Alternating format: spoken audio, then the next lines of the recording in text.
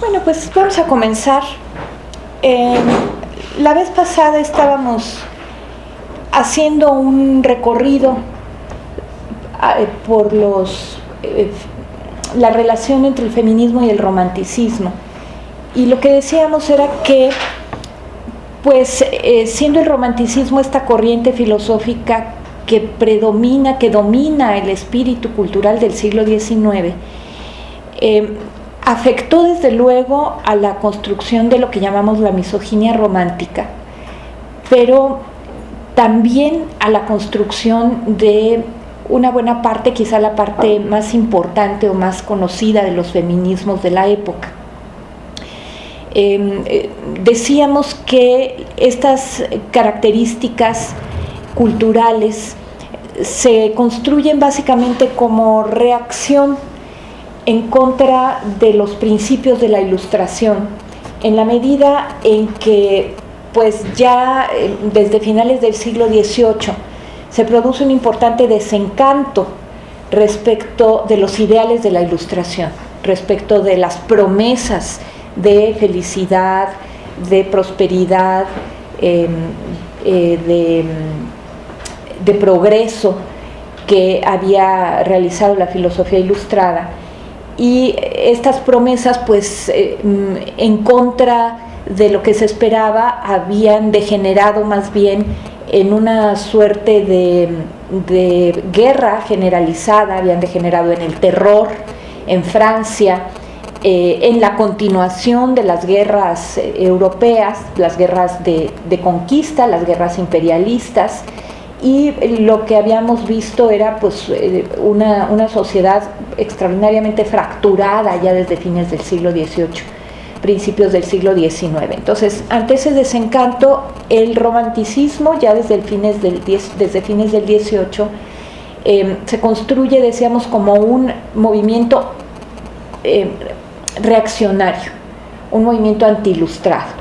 Y en esa medida veíamos que tenía como característica primero pues el antiindividualismo, y el antiindividualismo se manifiesta como una crítica a la supuesta fractura que trae el individualismo entre el individuo y la sociedad, la fractura, la ruptura de los lazos colectivos, la fractura de la solidaridad social. Así se ve, digamos, desde el romanticismo lo que trae aparejado el individualismo.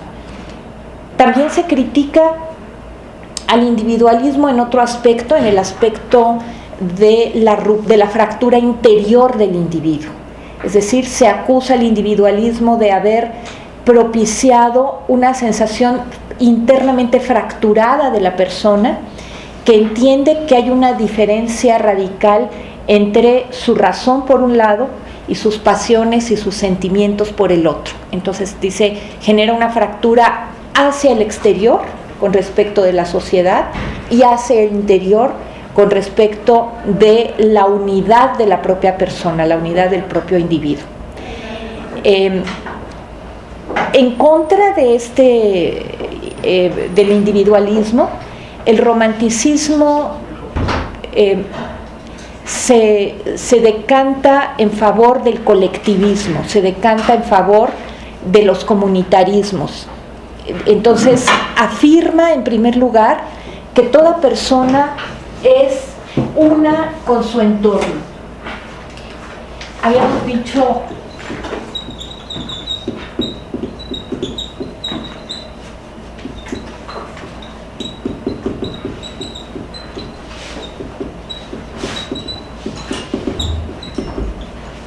que el romanticismo recupera la perspectiva holista de una filosofía neoaristotélica y entiende el cosmos como una unidad indisoluble, como una unidad perfecta que integraría las distintas partes de la totalidad de una manera armónica.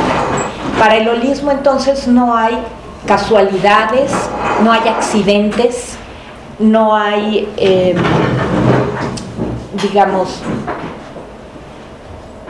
no hay azar, sino que hay una perfecta integración de una totalidad que explica a todo lo que es consecuencia de ella misma. Entonces, en esa medida, este primer rasgo que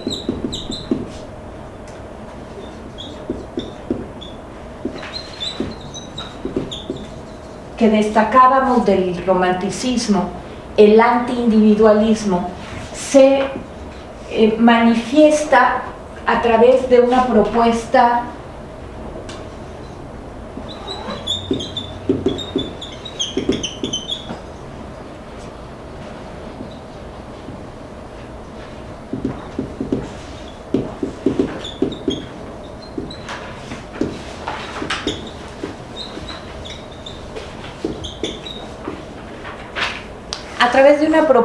doble. Por una parte, a la idea de individuo se le opone, de este individuo fragmentado entre la razón y las pasiones y los sentimientos, se le opone una noción distinta, que es la noción de persona. La persona, que es también un término recuperado de la filosofía griega, apunta a esta incorporación de lo racional, lo pasional, lo intuitivo, es decir, las emociones, las pasiones, las intuiciones están incorporadas en la persona como en una integralidad, digamos. Hay un alma integral que es el alma de la persona y no esta alma fracturada del individuo. Y por otro lado, en términos de las relaciones sociales, a esta noción del individuo que se relaciona con otros individuos como entes atómicos o atomizados que simplemente establecen relaciones, se le opone la noción de la comunidad. En ese sentido, decíamos, predomina la idea también neoaristotélica de que el todo determina a la parte. El todo, es decir, el todo es anterior a la parte. Las partes de la comunidad, que serían las personas o los individuos, no se explican en sí mismos, sino que se explican como compuestos de algo que les precede, que les antecede y que es más importante que ellos. De este modo se entiende que en lugar de que el individuo, reuniéndose con otros individuos como él, funde la comunidad, se piensa que la comunidad funda a los individuos. ¿Cómo los funda? Los funda en un sentido literal, en un sentido, en el sentido de que les antecede. No hay individuo que se produzca fuera de una comunidad, y esta comunidad los produce porque es les proporciona la lengua, la cultura, las tradiciones, la forma de pensar, la historia, etcétera, etcétera. Entonces, en un sentido bastante literal, la comunidad funda al individuo, lo funda y lo produce. Esta es la expresión en este nivel de la mentalidad holista. Ahora, en un segundo momento, tenemos el carácter, decíamos, antirracionalista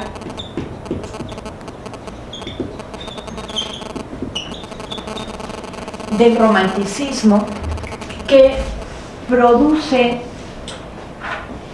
primero la noción justamente romántica,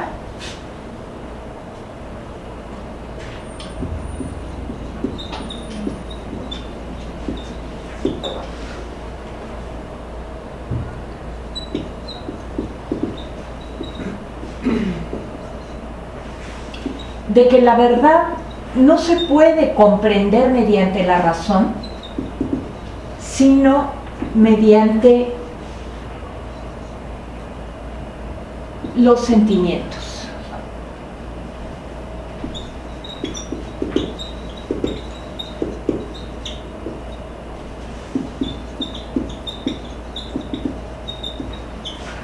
¿Por qué? Bueno, lo que se dice aquí es la razón opera siempre fracturando analíticamente. En la medida en que la razón opera analíticamente, nos va a ofrecer una visión del mundo, una visión del universo, pues fragmentada, de fragmentación, de separación, de organización, que lo que hace es negar, obviar, no poner atención en los vínculos entre las partes que integran una totalidad, sino que entiende a las partes como si fuesen autónomas y autofundadas. Entonces, no se puede llegar al conocimiento de la verdad por medio de la razón, sino que se llega al conocimiento de la verdad por medio de los impulsos, de la intuición, de los sentimientos, de las pasiones, que nos proporcionan una noción inmediata, no inmediata, una noción totalizante, una percepción totalizante del mundo. Y entonces aquí lo que vamos a tener es la manifestación en un principio de un antirracionalismo. En último término teníamos la expresión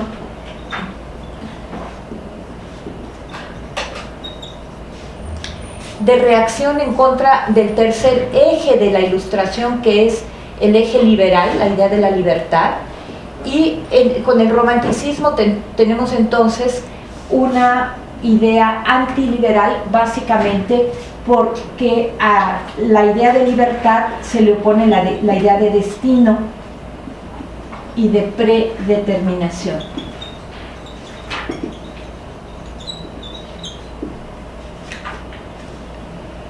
Sí, la libertad se entiende como una ilusión, se entiende como una falsedad, se entiende como una falta de densidad cognoscitiva, porque finalmente si el universo es una totalidad armónica, esa totalidad armónica construye de antemano el devenir, los sucesos. Entonces, bueno, la libertad es impensable, hay una idea voluntarista, decía Marx en la noción de libertad, ¿no? Como decíamos, pues el marxismo es uno de los herederos de esta mentalidad romanticista, y una de las paradojas del marxismo que se criticó mucho en su momento fue esta efectivamente tensión dentro de un pensamiento que critica el voluntarismo como la idea de que se puede cambiar el curso de la historia, por ejemplo, a voluntad, y por otro lado digamos que una teoría que se sustenta en una política revolucionaria. ¿Cómo se va a producir una política revolucionaria? ¿Cómo se va a impulsar una política revolucionaria? Desde una teorización que tiene estas características, la característica de que no se puede hacer nada a voluntad, sino de que cualquier cosa que se produce es ya el efecto de algo que sobrepasa a los individuos, sobrepasa las voluntades, sobrepasa los proyectos, ¿no? Bueno, pero entonces lo que decíamos también era que el romanticismo que tiene este espíritu este espíritu cultural dominante en la época, se va a traducir en su momento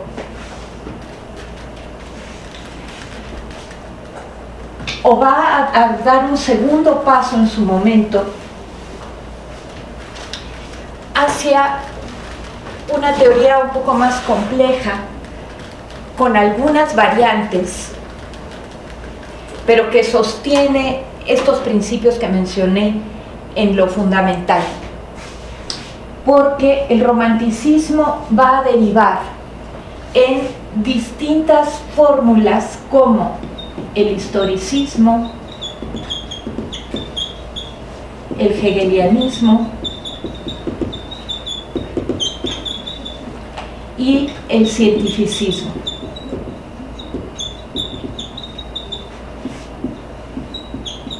o lo que hoy entendemos también como el positivismo.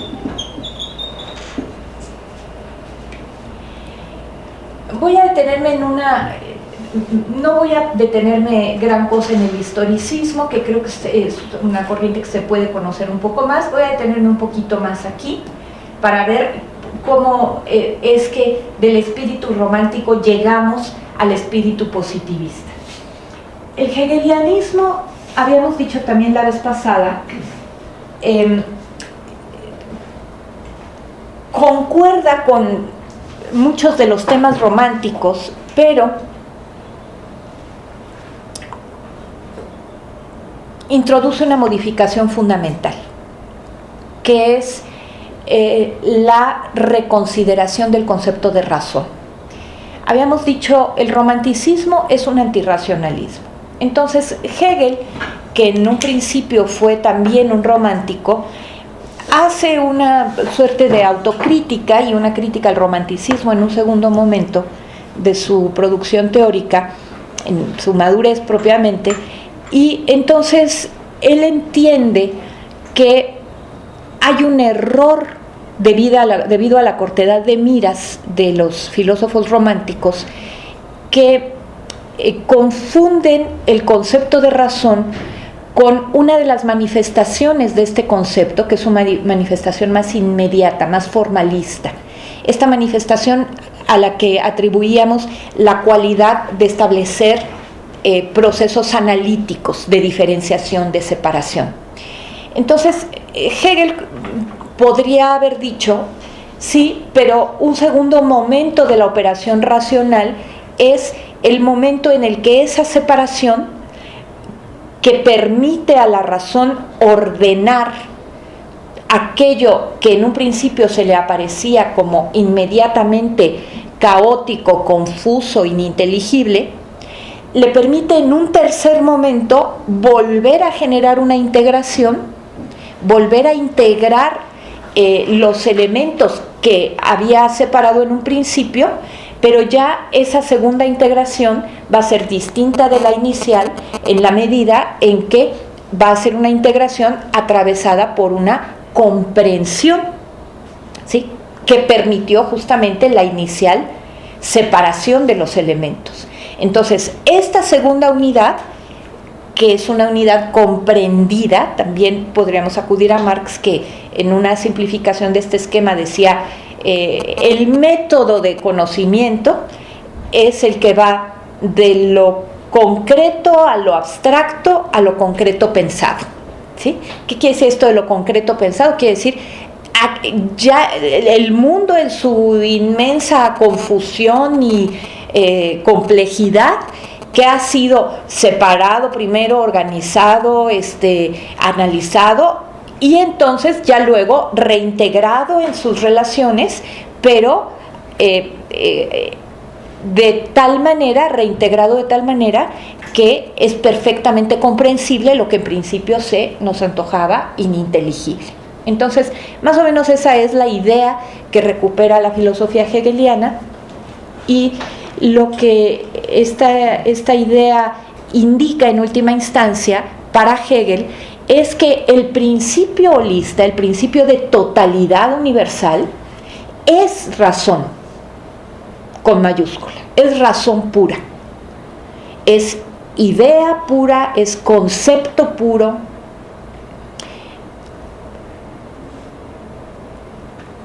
La noción que entonces preside la filosofía hegeliana es que lo que se encuentra en la esencia de todo lo existente es razón.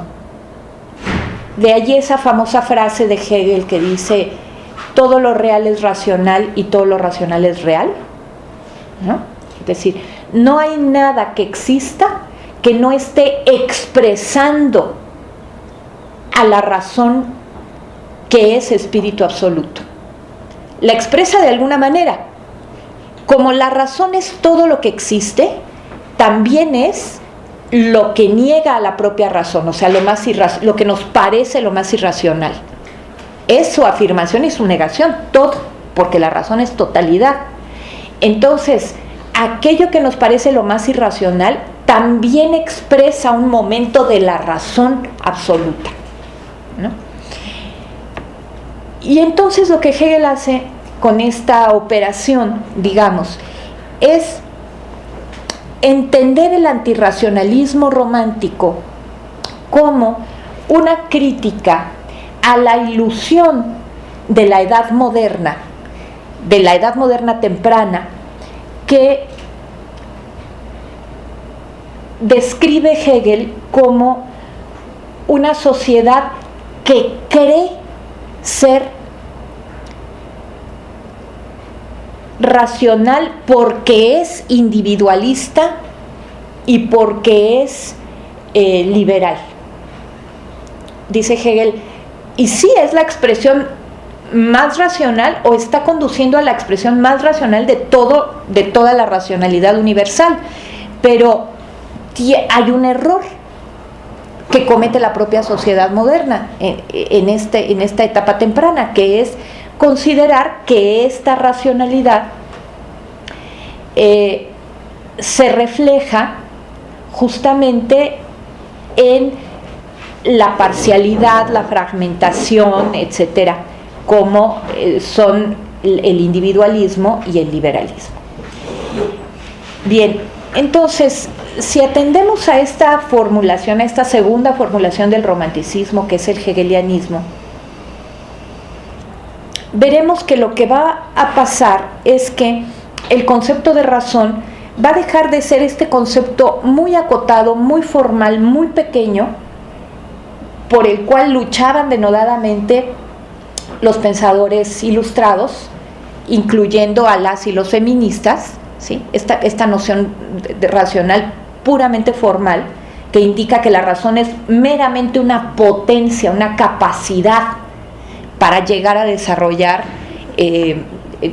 determinadas sustancias cognitivas. En cambio, para el hegelianismo, la razón es sustancia pura, es esencia de todo lo existente. Por eso es una razón que se escribe incluso con mayúscula. Claro, lo que pasa es que en alemán todos los sustantivos se escriben con mayúscula, ¿no? Pero nosotros podríamos conservar en el español el uso de la mayúscula en el concepto de razón para expresar en Hegel, para expresar cómo Hegel entiende este concepto, como la sustancia pura. Esa es la razón para él. Y entonces lo interesante es que el cientificismo, que va a ser la mentalidad que predomina en la época, en el siglo XIX, propiamente dicho, pero ya hacia finales del siglo XIX, mediados y finales, va a ser también expresión de este espíritu romántico, pero con el toque de un racionalismo a la hegeliana, sustantivizado y endiosado verdaderamente, ¿no? Es decir, la razón es como Dios. Hay una suerte de nueva religiosidad en la idea de razón, que entiende, digamos, que podría sustentar una noción panteísta de la razón como Dios. ¿Qué quiere decir panteísta? Esta idea de que Dios es todo, o Dios se expresa en su creación, ¿no? Entonces, un Dios razón que se expresa en todo lo que existe. Sería más o menos esta idea, que es la que va a heredar el cientificismo del XIX.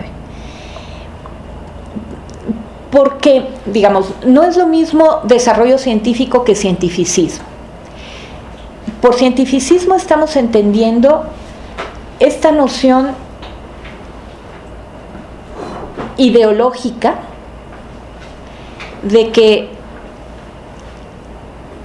la ciencia, con mayúscula y en singular,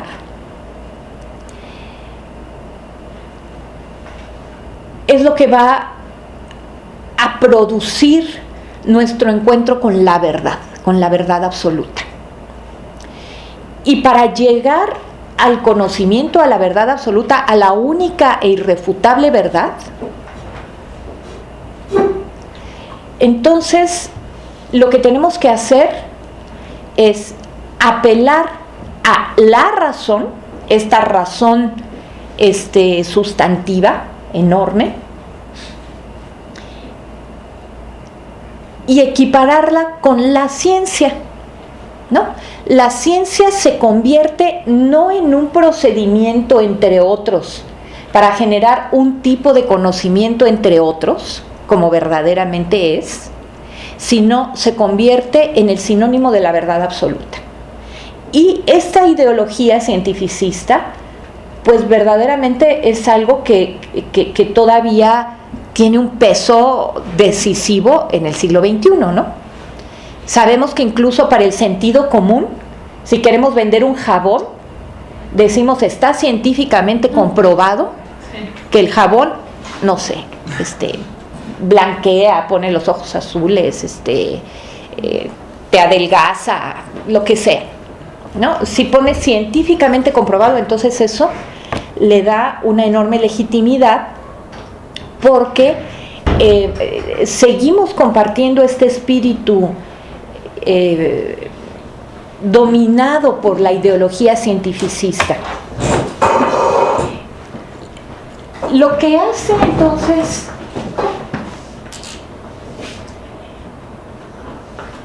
el cientificismo como, digamos, expresión de esta noción hegeliana de razón,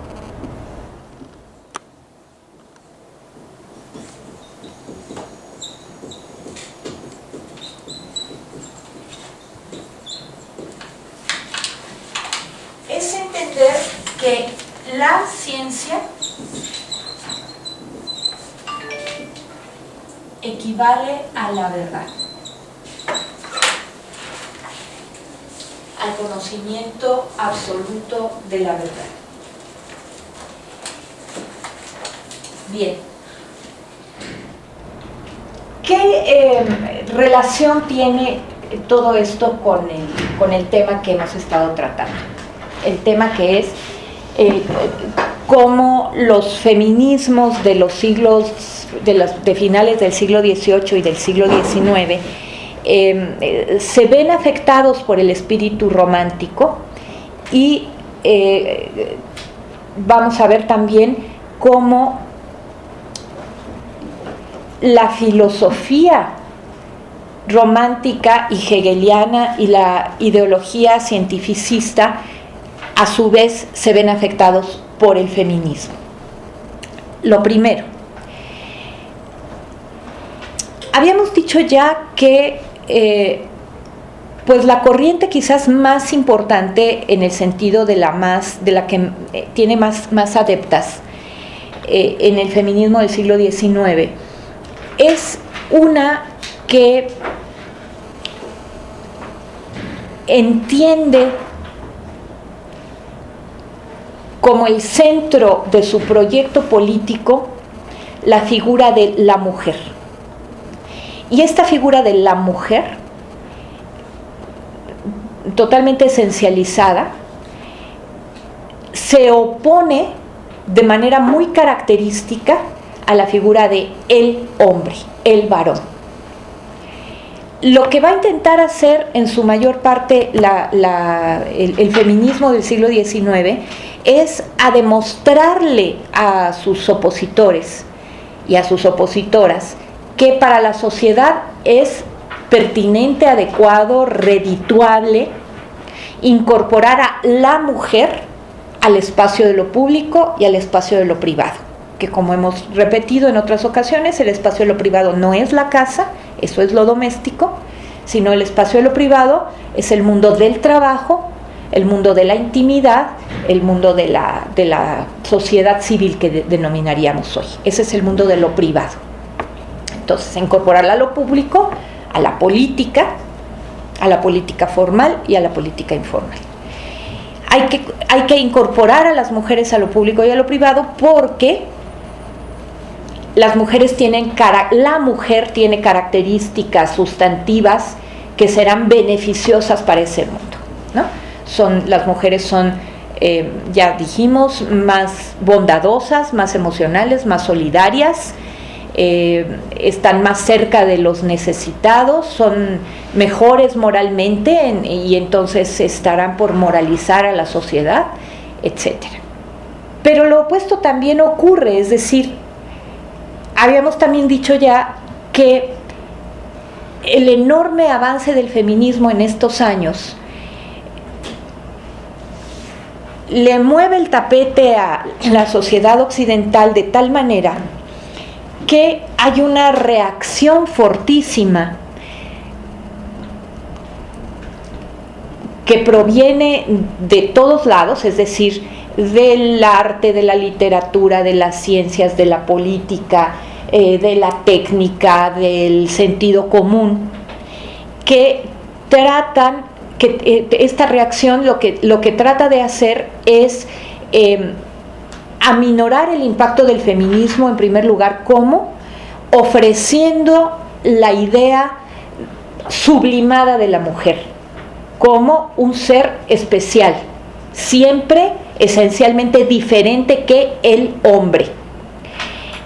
Pero en esa diferencia esencial lo que vamos a encontrar son cualidades que la hacen a la mujer especial y por lo tanto bendecida.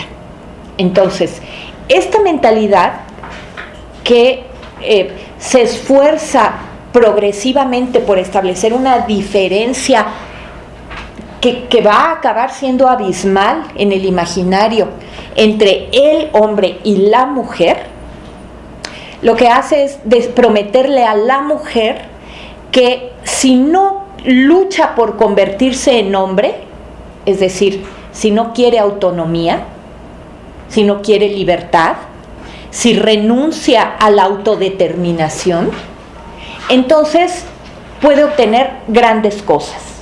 Si se esfuerza por ser lo que es decir, una mujer, entonces puede obtener grandes cosas, puede obtener premios.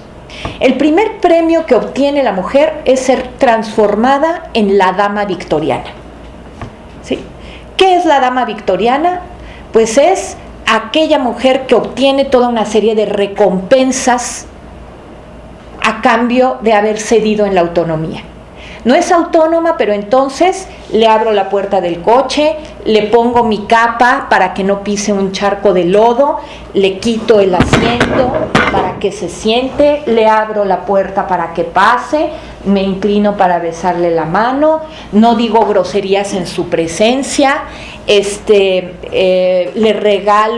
hago regalos, canto a su belleza, muero por ella, me suicido por ella. Todo eso yo, el caballero, estoy dispuesto a hacer con tal de que la señora renuncie a la independencia, a la autonomía. La convierto prácticamente en una diosa, en algo precioso, en algo valiosísimo, en algo que es, digamos, que merece toda una cantidad de deferencias increíbles, ¿no? Y eso es muy apreciado por muchas mujeres. O sea, realmente muchas mujeres, muchísimas, se interpelan con esto, se sienten muy recompensadas subjetivamente y pues esas recompensas les permiten renunciar a la autonomía a ojos cerrados, ¿no? El hombre se convertirá en su protector, en su proveedor y en su esclavo, en un sentido, ¿no? ¿Sí? Si quiere pedirle la mano en matrimonio, entonces se tiene que hincar para pedirle la mano en matrimonio. Esa es una modita que ha regresado en los últimos 10 años y yo verdaderamente me horrorizo y digo, bueno, aquí está la dama victoriana de regreso, porque además ahora parece que son súper rentables. Hay un canal que creo que todo el canal se dedica a producir programas acerca de vestidos de novia, pedidas de mano, organización o sea, la boda es así como el evento en la vida de una mujer. Entonces, tú puedes renunciar a la libertad porque mira todo el teatro tan bonito que tienes a tu alrededor.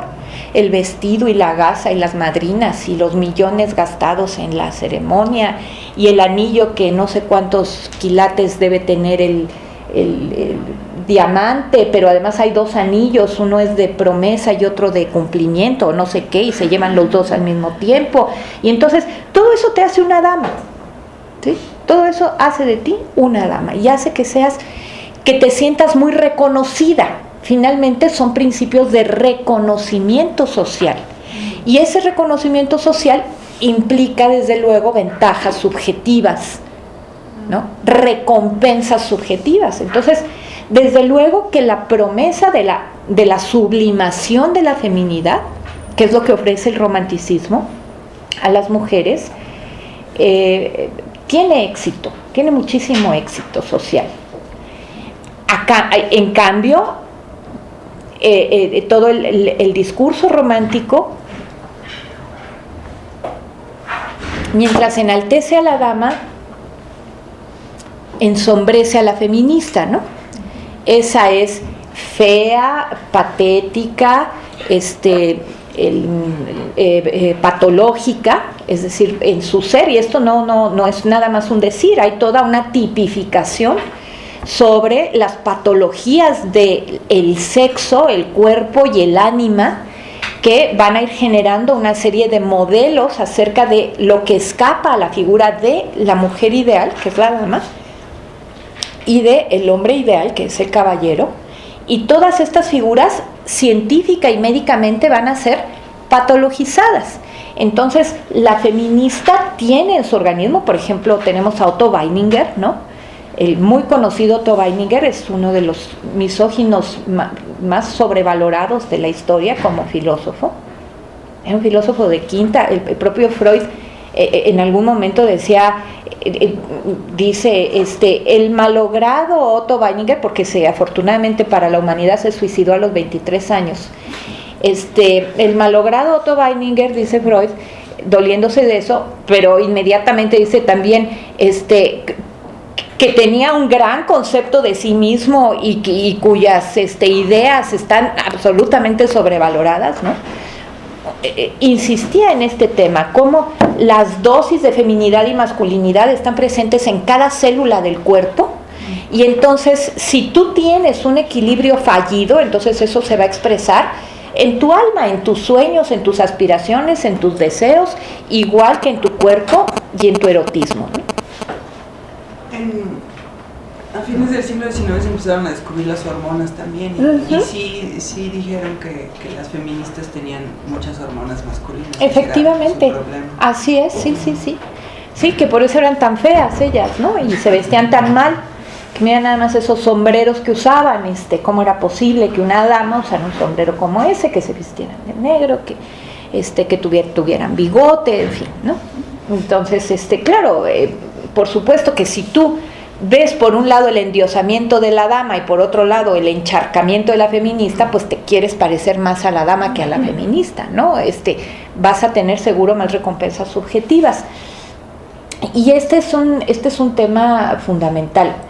Es decir, el feminismo afecta la mentalidad del 19, tanto en el sentido de lo que opina la literatura hegemónica, la escultura, hasta el diseño de los jardines, cómo justamente modela el carácter de las ciencias, de la medicina, la biología, la anatomía, de la psiquiatría, desde luego, la neurología, la embriología del siglo XIX y del siglo XX. Las afecta. ¿Por qué? Porque entonces lo que va a ocurrir en todas estas áreas científicas es que vamos a presenciar una verdadera obsesión de todo este cuerpo de expertos por encontrar la respuesta acerca de qué está produciendo este horror social que se llama feminismo. ¿Por qué el mundo está al revés? ¿Por qué tenemos a un montón de marimachos y de afeminados gritando que quieren derechos para las mujeres y para los afeminados? porque también tenemos ya movimientos en pro de los derechos homosexuales, por ejemplo, como el presidido por Hirschfeld, por el famosísimo médico vienés, pero que tuvo también sus antecedentes unos 30 años antes, ya desde los 1860 encontramos que hay organización social en contra de la represión hacia las prácticas homosexuales, que no se denominaban así desde luego, que empiezan a dejar de ser solamente algunas prácticas que están mal vistas por la ley y empiezan a ser consideradas como patologías del alma, o sea, del alma que se expresan en el cuerpo, ¿sí? Y del cuerpo que se expresan en el alma. Un tipo, el que cita a Foucault, un médico, se me va ahora su nombre, dice del invertido, lo que después se denominaría homosexual, que es un hermafrodita del alma, ¿sí? O sea, no tiene el signo de la patología en el cuerpo, no tiene lo masculino y lo femenino en los órganos genitales, pero lo masculino y lo femenino patológica, asquerosamente confundidos, están en su alma, ¿sí? Esta idea de la repugnancia hacia lo que confunda, lo que junte, lo que mezcle dosis de masculinidad y feminidad que cada vez van siendo definidas de una manera más estricta, más constrictiva, más delimitada, tiene que ver justamente con la reacción hacia la revolución social feminista. Es ¡qué espanto, qué asco! Esto va a ser el mundo al revés. Vamos a tener a las mujeres dominando a los hombres y a los hombres siendo afeminados y portándose como damas. Eso es verdaderamente la peor degeneración que puede existir.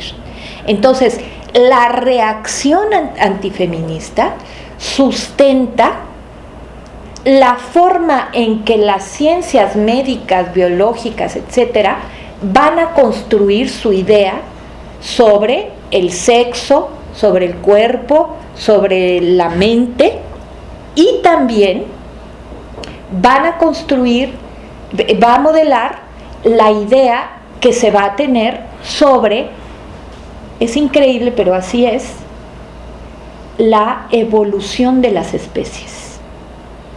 Es increíble pero así es. Cuando Darwin publica finalmente su libro revolucionario, lo que vamos a encontrar es un ambiente social que está tan marcado por estos temores que inadvertidamente para el propio Darwin se fue generando y propagando como pólvora todo un conjunto de ideas que sustentaban que lo masculino y lo femenino son tan distintos, tan opuestos, tan irreconciliables, a diferencia de lo que parecían querer las feministas, que era confundirlos, ¿no? En realidad lo femenino y lo masculino son tan diferentes entre sí que en la especie humana la mujer representa un estadio evolutivo inferior, mientras que el hombre es la expresión pura de la especie humana.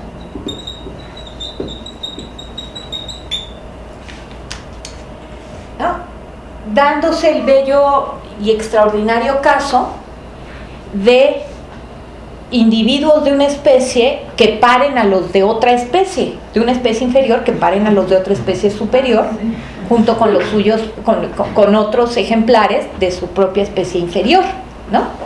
Entonces, pero esto que digo, a primera vista resulta tan ridículo, pues a esta gente no le resulta, es decir, hay renombrados especialistas que afirman este supuesto. Pero Darwin decía eso. No, Darwin no. Ok. O darwinismo. No, digamos, ¿qué es el darwinismo, no? ¿Han oído hablar del darwinismo social? Sí. Bueno, el darwinismo social es una idea de un señor que se llama Herbert Spencer.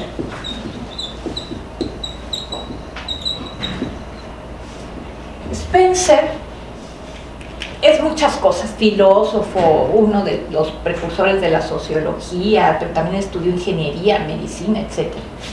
Y entonces, lo que él entiende como darwinismo es proceso evolutivo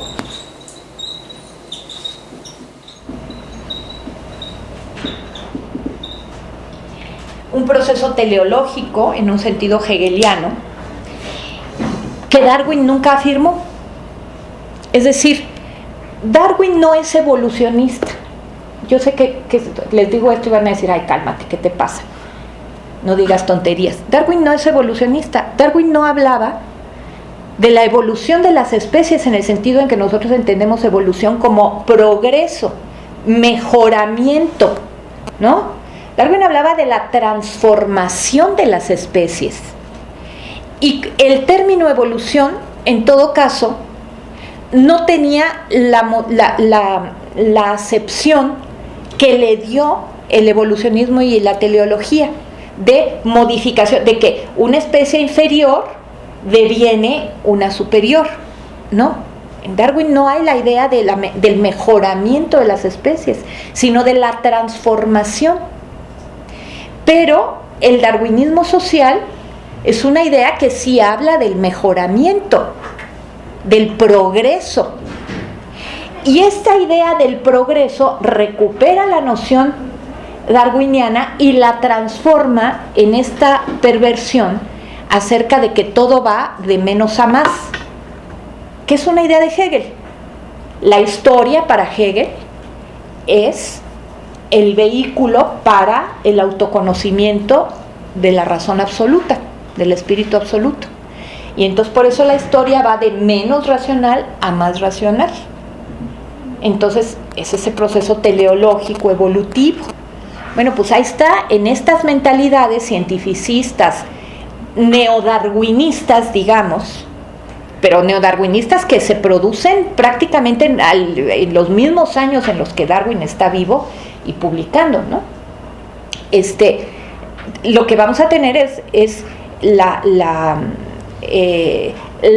clara noción de que el universo es así.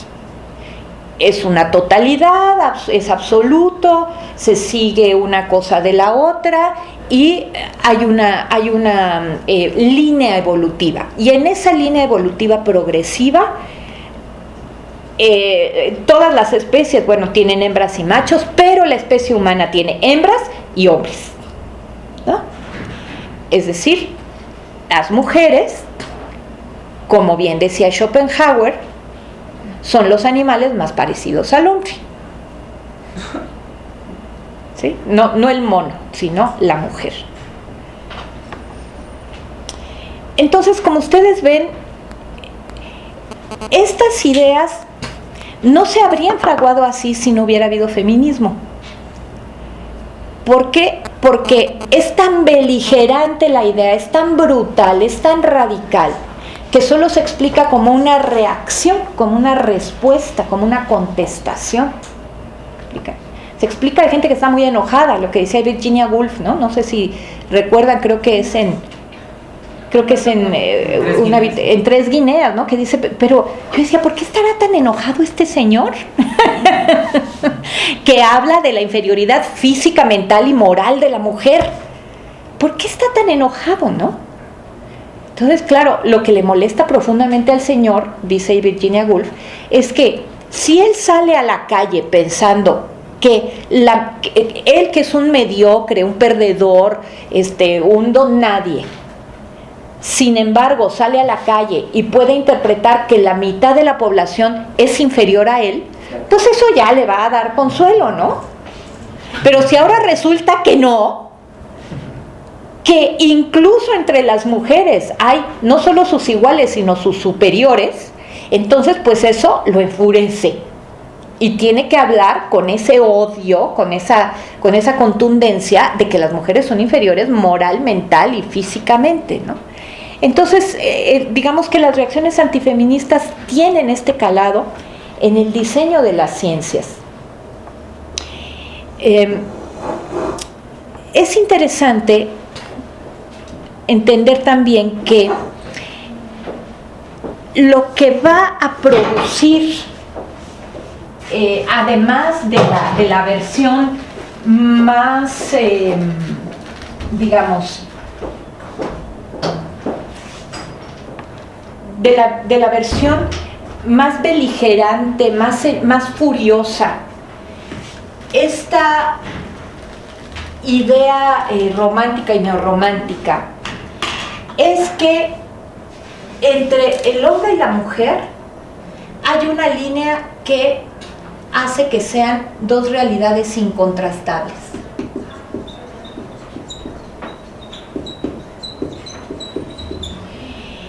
Las características de la masculinidad y las características de la feminidad van a empezar a ser vistas como totalmente opuestas y que no es posible conciliar la una con la otra ni mezclar la una con la otra, porque de cualquier mezcla, o sea, hay mezclas, pero hasta cierto punto, y esas mezclas siempre hay que verlas con recelo, siempre hay que verlas con rechazo. Tan es así que, pues de esa idea romántica heredamos hoy ese maravilloso bestseller que se llama Los hombres son de Marte, las mujeres son de Venus, ¿no? Somos tan diferentes que venimos de planetas diferentes, no tenemos nada que ver. ¿No han oído todo el tiempo? Seguro sí, ¿no? Estas ideas que dicen, bueno, lo que pasa es que, ¿por qué somos tan incompatibles en la pareja? Bueno, pues porque queremos cosas diferentes. Los hombres quieren sexo, las mujeres quieren amor. Los hombres piensan en no sé qué, las mujeres en no sé qué tanto. Nosotras somos sensibles, ellos son insensibles, nosotras somos... Entonces, hay una idea que implica una diferencia esencial e incontrastable entre hombres y mujeres.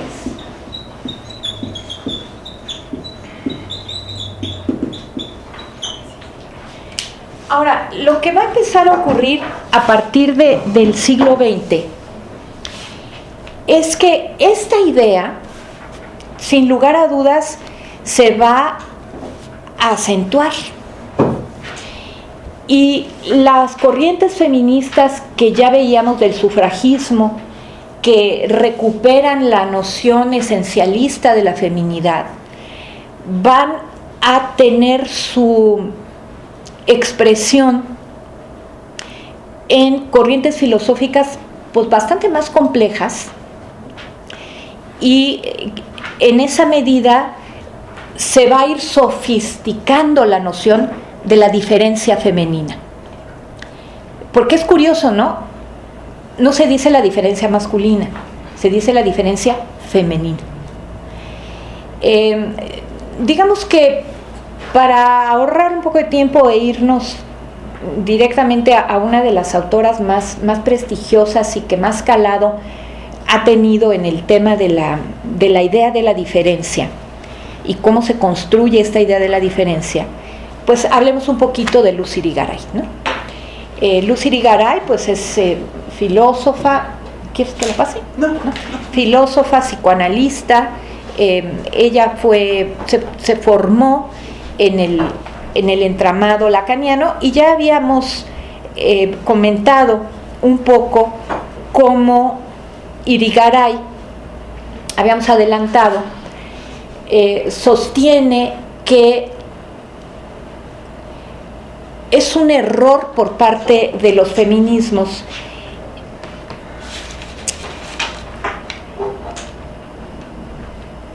pretender la igualdad, porque finalmente cuando se pretende la igualdad, lo que se pretende es negar la feminidad de las mujeres, negar la especificidad de las mujeres y lo que se quiere es alcanzar un modelo de masculinidad que ni siquiera para los hombres, para todos los hombres, ha sido accesible. Irigaray dirá, esos feminismos que pretenden que las mujeres nos convirtamos en sujetos, lo que están pidiendo es que nos convirtamos en hombres. ¿Y de dónde viene esta idea para Irigaray? ¿De dónde sale esta idea? Bueno, es interesante porque la propia idea viene de dos lados. Como decía, por un lado, en términos filosóficos, ella se nutre de podríamos decir, de la epistemología lacaniana, que indica justamente a la mujer como sinónimo de la verdad y en ese sentido como sinónimo de lo que no existe, de lo otro, ¿no? De la alteridad radical. Lo otro de qué, lo otro del sujeto, lo otro del lenguaje, lo otro de lo inteligible, lo otro del nombre, lo otro de la cultura. Entonces, la teoría lacaniana nos muestra justamente cómo todas las nociones de mujer, yo creo que es más adecuado decir de feminidad, justamente lo que hacen es expresar esto que es lo opuesto, lo que es la otra cara del sujeto y por lo tanto del varón, etcétera, del sujeto al que entendemos por lo tanto como un varón. Esa es una fuente para Irigaray. La otra fuente es su examen desde esa misma idea que, como ustedes saben, en la teoría lacaniana predomina digamos, en el lenguaje, el lenguaje conceptual lacaniano, predomina la idea del falo. El falo, que es un símbolo que no puede hacerse equivalente al pene fisiológico, sino que se convierte realmente en un símbolo que a la vez, dice Lacan, encarna la completud y la falta. Entonces, Irigaray dice, claro, lo que pasa es que esto a lo que nos remite es a la experiencia masculina.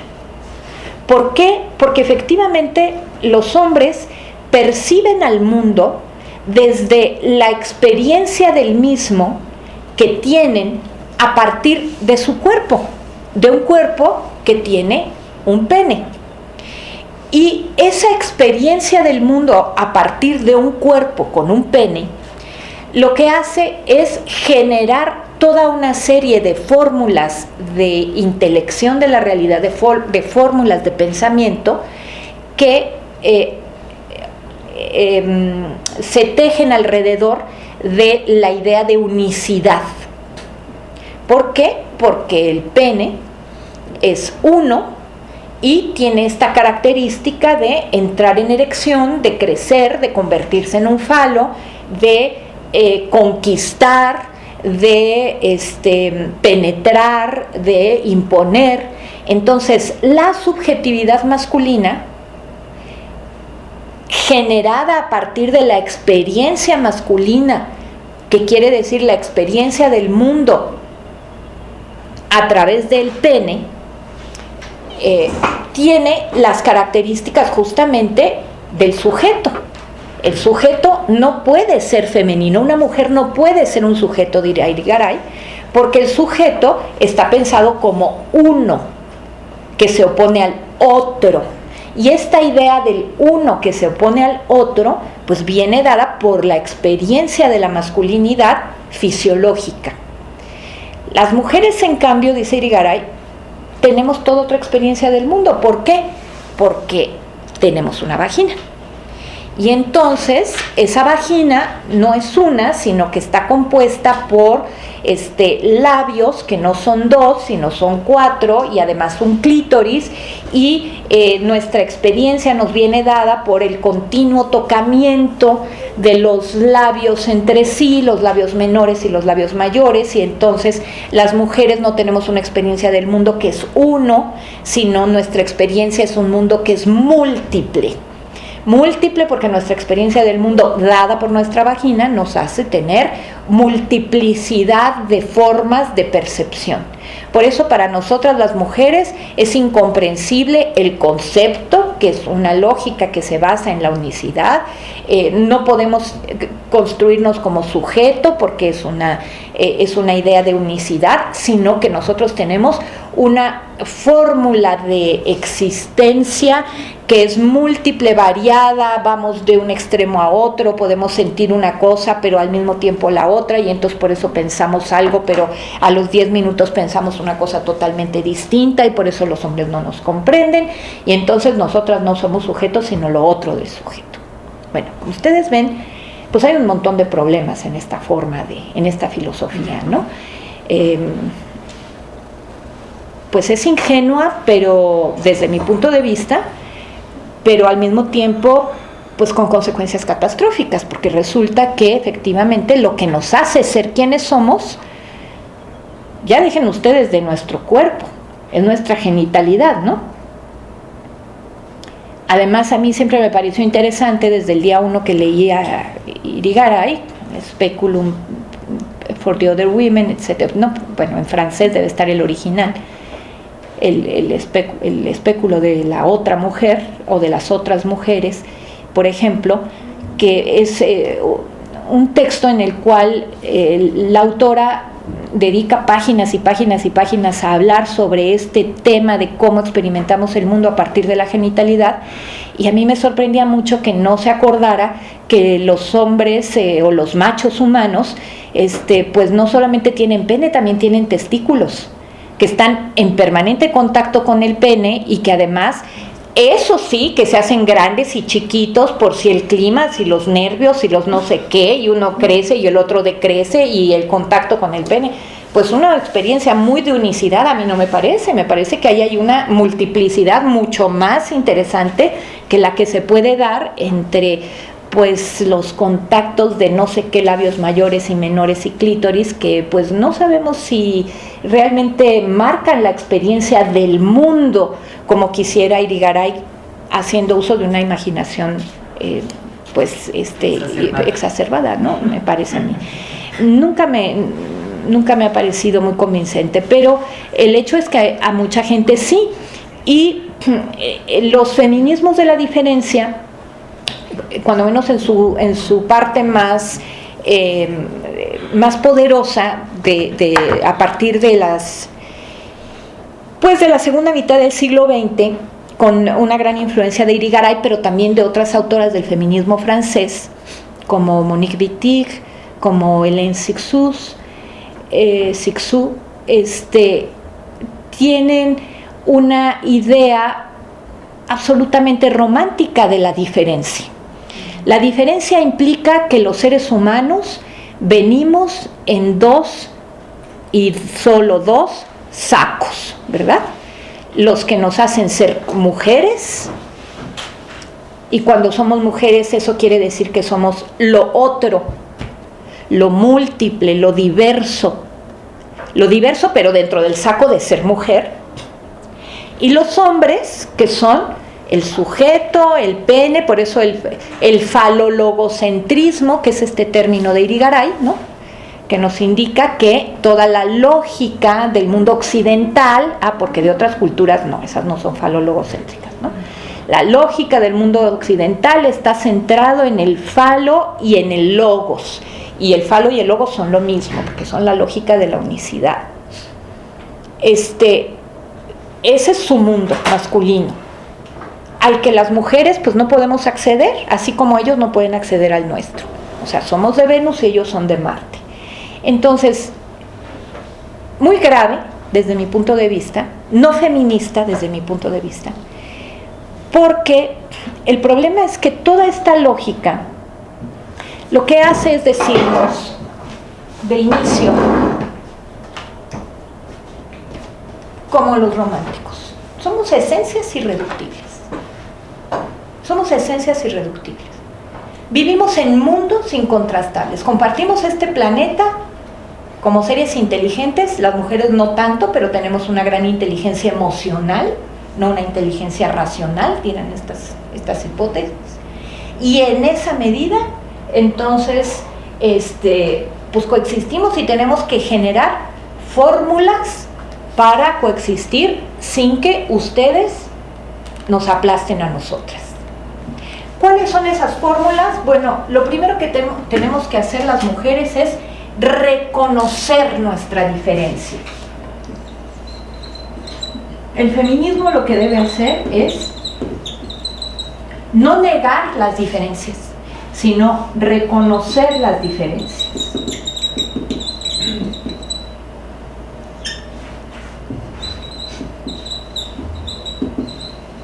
Y una vez que las ha reconocido, o sea, que los varones reconozcan y acepten que su manera de estar en el mundo no es la única manera de estar en el mundo, que también las mujeres tenemos una manera de estar en el mundo especial y que tienen que aprender a reconocerla, entonces se valore como tan importante como la experiencia masculina. ¿Sí? Hay dos formas distintas de estar en el mundo, la femenina y la masculina. Y hasta ahora las mujeres hemos estado oprimidas, sometidas, rebajadas, porque nuestra diferencia no se reconoce, no se le valora como igualmente importante a la masculinidad. Entonces, el procedimiento es, en primer lugar, las mujeres no negar nuestra diferencia, sino reconocerla. ¿Cómo somos las mujeres? Y aquí entra otra vez la identidad.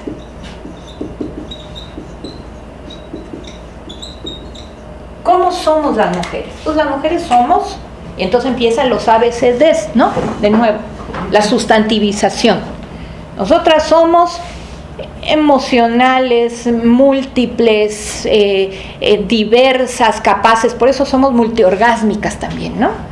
Además, si no eres multiorgásmica, pues te jodiste, ¿no? Porque supongo que no serás mujer. Bueno, entonces somos múltiples, somos diversas, somos emocionales, tenemos una gran capacidad para el reconocimiento del otro concreto. Nos reconocemos en el otro concreto y no en el otro abstracto. Oigan, pero también es muy importante reconocerse en el otro concreto, porque los hombres solo pueden reconocer el otro abstracto, pero cuando se trata del otro concreto pierden la pista y no lo reconocen. Entonces reconocemos eso, tenemos una gran empatía con la ecología, porque tenemos una gran cercanía con la naturaleza, y entonces pues, somos como la madre tierra, y entonces por eso nosotras somos más ecológicas que los hombres. Tenemos una gran cercanía con la paz, porque las mujeres siempre seremos más pacíficas que belicosas, porque somos madres y entonces no queremos que también aquella que no sea madre, pues quién sabe cómo le vaya en el mundo, no es mujer tampoco. Entonces, toda esta idea, la maternidad, la emotividad, la tierra, la paz, la diferencia, la multiplicidad de formas de experimentar el mundo, etcétera, etcétera. Hay una filósofa española, Rodríguez Magda, que tiene la transmodernidad, ¿no? Bueno, la transmodernidad es su último libro, pero su primer libro por el que saltó a la fama se llama, se me va la primera parte del título, pero dice Desde un cuerpo de mujer. Ese es el tema, ¿no? O sea, Rodríguez Magda es muy irigariana. Entonces, la idea es cómo vivo yo mi vida desde un cuerpo de mujer. La fisiología es la que nos marca subjetivamente, ¿sí?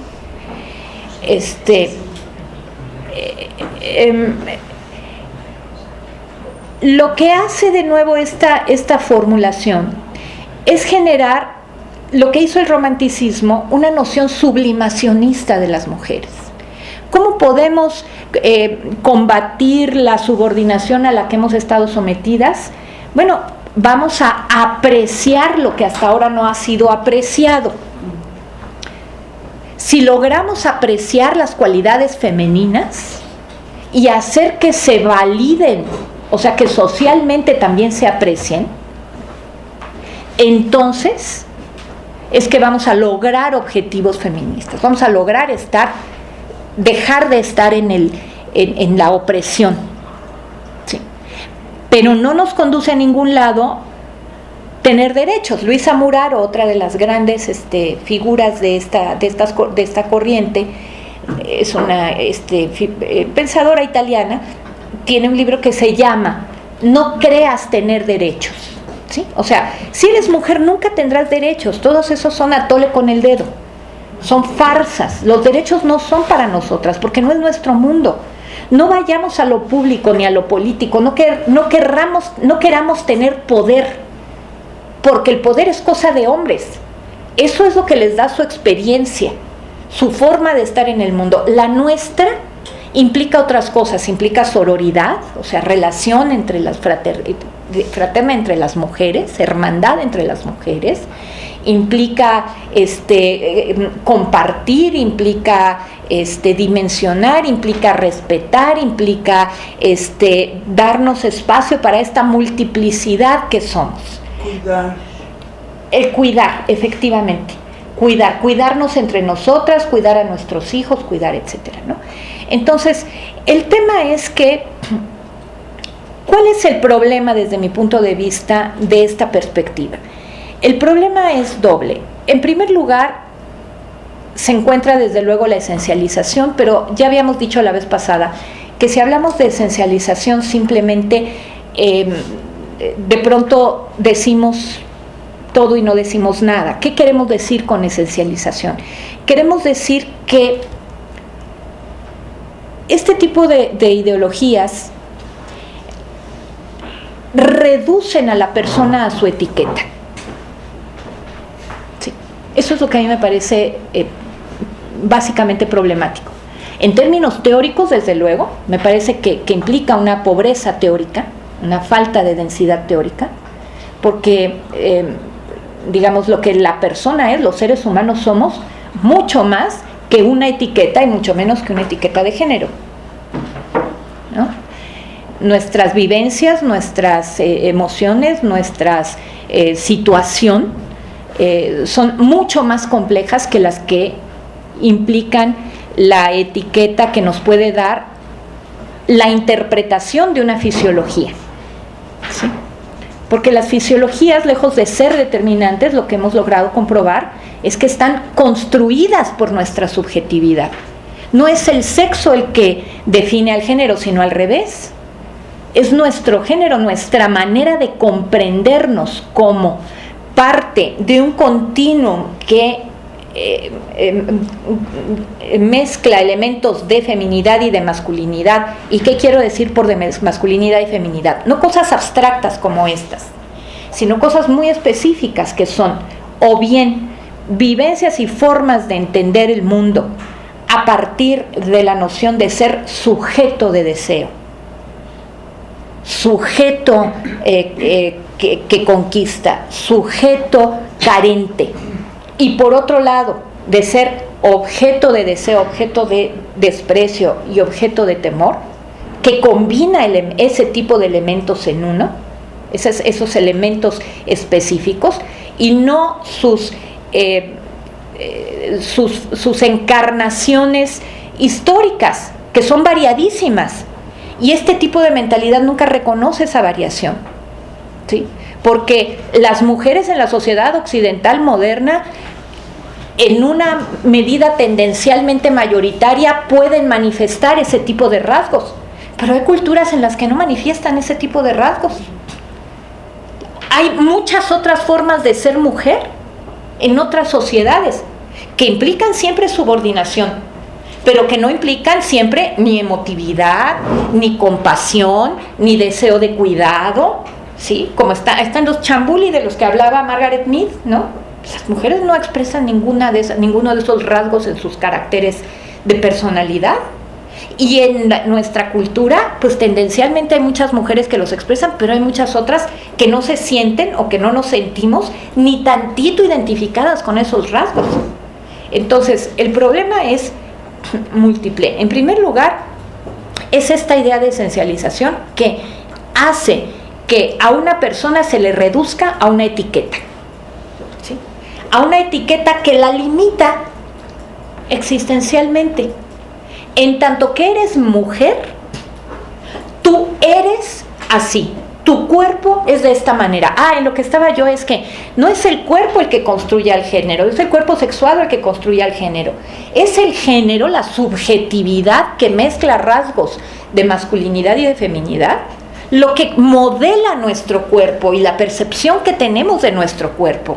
Y ahí ya tenemos una serie de contrastaciones empíricas que se hacen desde expedientes clínicos, entrevistas, historias de vida, etcétera, que nos muestran la justeza de esta idea acerca de que es el género el que construye el sexo y no al revés.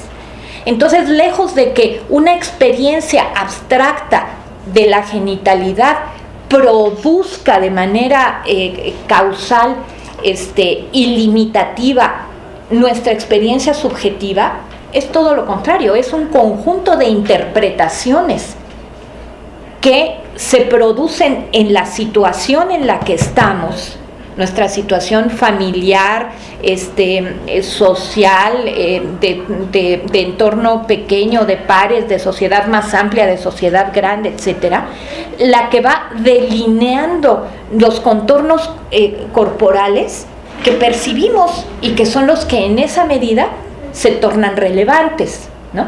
Tenemos por eso de manera tan significativa el caso de las personas transexuales, ¿no? El caso de las personas transexuales es, en ese sentido, lo más claro que podemos tener, pero no es el único caso. Una mujer transexual es alguien que ha tenido pene y testículos y testosterona y todo lo demás, pero que se percibe a sí misma como una mujer.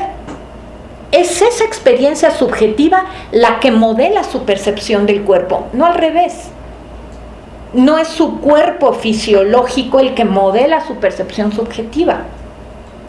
Entonces, ahí tenemos un problema importantísimo por esta vía, por la vía de esto, reducir a la persona a la etiqueta. Luego, ¿cómo entendemos entonces quién es un hombre? ¿No?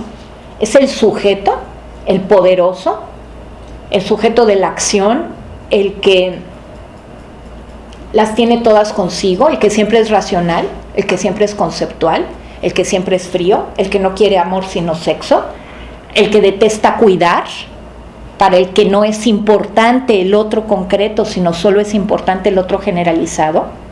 Estoy absolutamente segura que habrá un número gigantesco de hombres en nuestra cultura, ya no digamos en otra, que no se identifiquen con esos rasgos, o que se identificará con alguno y con los otros no, y que en cambio dirá de sí mismo, de su propia masculinidad, que hay muchísimos otros rasgos que considera propios de esa masculinidad que no están contemplados en este dibujo.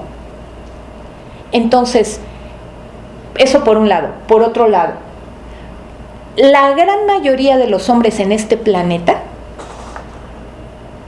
¿sí?, no son poderosos, no tienen acceso a los recursos, no son racionales en el sentido de esta frialdad, este cálculo, esta forma siempre sapiente de acercarse a los demás, digamos, y realizan funciones de cuidado. Digo, no sé si la gran mayoría, pero muchísimos hombres, millones de hombres en este planeta, ya no digamos en nuestra cultura, realizan tareas de cuidado. ¿Qué es entonces lo que logramos con esta caracterización? El inmovilismo. Lo que logramos es inmovilismo político. Los feminismos de la diferencia nos conducen al inmovilismo político. ¿Por qué? Porque no creas tener derechos, no luches por ellos. No hagas política. Perdón, Marta. Es cierto que ellas quedaron fuera de la política en Italia, a diferencia de las españolas que son de la feminismo de la igualdad y que se insertaron con esa estrategia en todos los ámbitos de la política. Las italianas quedaron fuera, pero expresamente fuera. O sea, Sí. Estaban ahí recluidas en la biblioteca, en la librería de Milán, y siguen ahí, algunas de ellas todavía, pero con una estrategia política nula, o sea, bien contra la participación en la... Claro, porque, digamos, esta es una idea que lo que te dice es: nosotras no podemos formar parte de la política porque la política es un mundo de hombres, que eso es lo que dicen justamente las italianas, las que forman parte de la librería de Milán.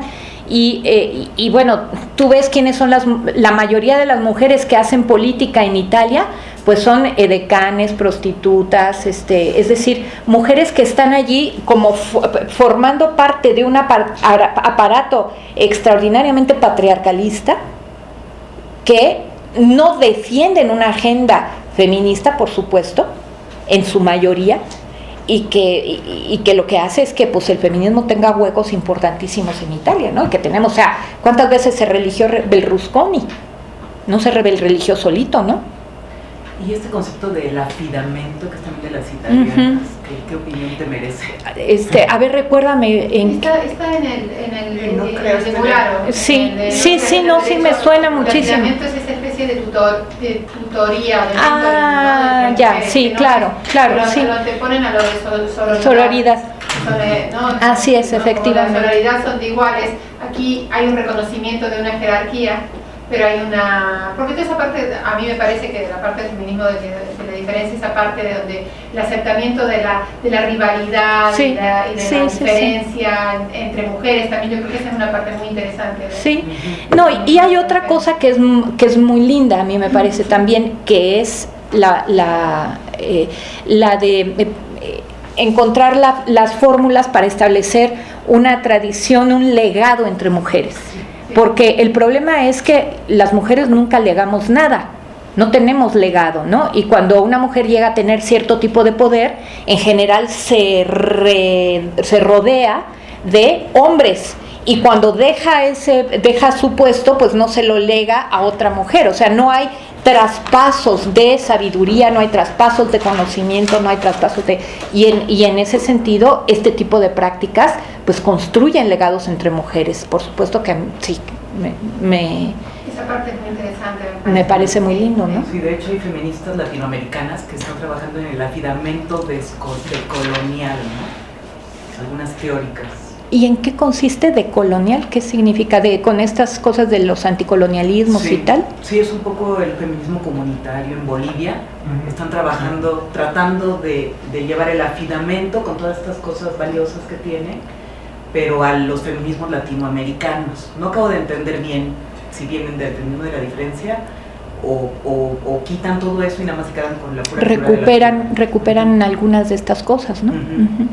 Claro, ahora veamos, hay una parte de lo que luego se ha interpretado, no se sabe si es feminismo de la diferencia propiamente dicho o no, que justamente se ha pronunciado de manera explícita contra el esencialismo, y que aún estando contra el esencialismo insiste en que tiene que generarse políticas de reconocimiento de las labores que las mujeres realmente desarrollan en las sociedades para fortalecer a la sociedad en su conjunto. Entonces, en esta corriente podemos indicar, por ejemplo, a Carol Gilligan o a Nancy Chodorow, ¿no? Que forman parte como de una misma camada. ¿Qué es lo que afirman en este caso Gilligan y Chodorow? Que tienen ya no una raigambre francesa, sino norteamericana. Lo que ocurre aquí es lo siguiente. Vamos a hablar primero, a ver si me da tiempo. Sí. Vamos a hablar primero de Nancy Chodorow, rápidamente.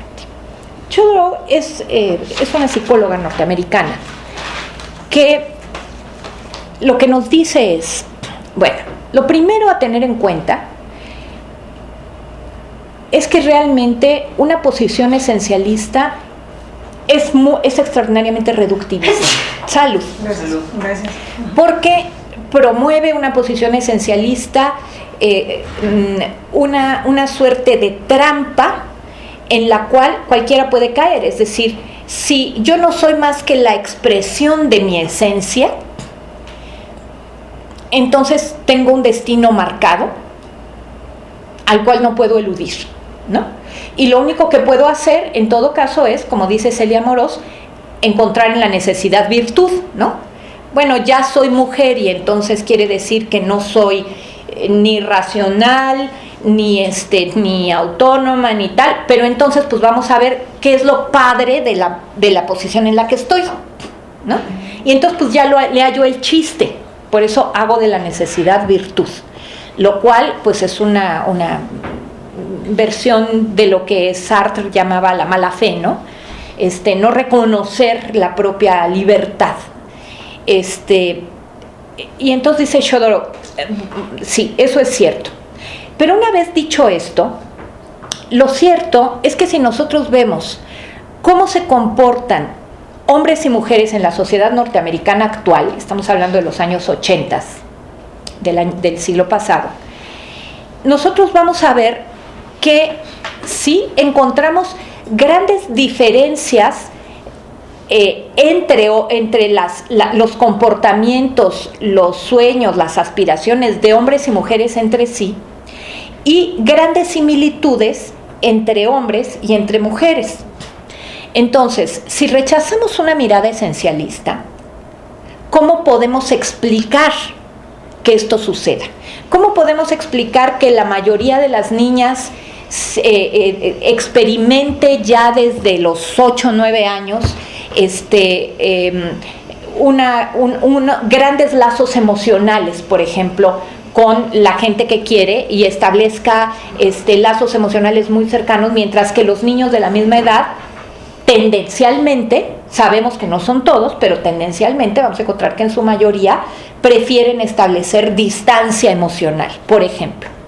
¿Cómo lo podemos explicar? Y entonces lo que ella hace es hacer toda una serie de estudios clínicos a partir de los pacientes que trata y a partir de otros recursos, y entonces desarrolla una teoría para explicarlo, no desde una perspectiva esencialista, no desde la perspectiva de que así ya venimos y somos la expresión o la encarnación de algo que está en nuestro destino manifiesto, sino a partir justamente del tipo de experiencias que la gente va viviendo de manera diferenciada y que están socialmente marcadas, ¿no? Distinguidas socialmente. Entonces, por ejemplo, dice Chodorov, a ver, si nosotros tenemos que en una familia típica de clase media norteamericana, desde que nace un varón, un niño, pues la madre tiene con él un contacto muy cercano en los primeros meses, pero pasados los primeros meses, ya acercándose al año, entonces la mentalidad del padre, de los pares, de los tíos, de los abuelos, etcétera, es: ya no lo consientas tanto, lo vas a volver maricón, quítalo. Y que uno va viendo, dice ella, cómo las madres van generando estrategias para generar un distanciamiento mayor de contacto, o sea, una falta de contacto mayor con sus hijos varones que con sus hijas. Con sus hijas siguen teniendo un contacto corporal, incluso extraordinariamente cercano, durante mucho más tiempo. Y llega un momento en el que los niños varones incluso son retirados de la cercanía de la madre y por el padre, y son puestos a realizar actividades desde muy pequeños que tienen que ver con actividades adultas que implican distanciamiento emocional. Por ejemplo, el manejo de maquinaria, el manejo de coches, el manejo de tanques de guerra, el jugar a la guerra, el jugar a las luchas, el jugar a las vencidas, implica ir generando roles y actividades y aptitudes que van a enseñar a la criatura distanciamiento emocional. Y entonces ella hace realmente un método bastante bien estructurado, en el cual nos muestra que la forma en que en los Estados Unidos, sobre todo en las clases medias, en la época en la que ella está escribiendo, en los años 80, se cría diferenciadamente a niños y a niñas, va a construir una psique diferenciada. Nos dice, no es que esa psique sea un punto de partida, es un punto de llegada, pero en el punto de llegada, que incluso es bastante temprano, vamos a encontrar una diferenciación que va a hacer que efectivamente las mujeres tendencialmente o en su mayoría estemos mucho más ligadas y dependientes para todo nuestro desarrollo cognitivo, afectivo, etcétera, a los vínculos emocionales estrechos, y que nos cueste mucho trabajo deshacernos de esos vínculos emocionales, y que los varones, por el contrario, huyan de los vínculos emocionales, estén acostumbrados a castigar esa parte de su experiencia y encuentren que su identidad, su reconocimiento como quienes son ellos, esté vinculado por recompensas a lo opuesto de establecer vínculos estrechos emotivamente. Entonces, no vamos a decir que es nuestra fisiología, no vamos a decir que es nuestra alma, no vamos a decir que son nuestras hormonas, pero lo que sí es la experiencia a la que se nos ha sometido desde el mismo momento en el que nacemos, que establece por un esquema social formas distintas de criar a niños y a niñas que van a construir en ellos psiques diferentes. Entonces, ante esas,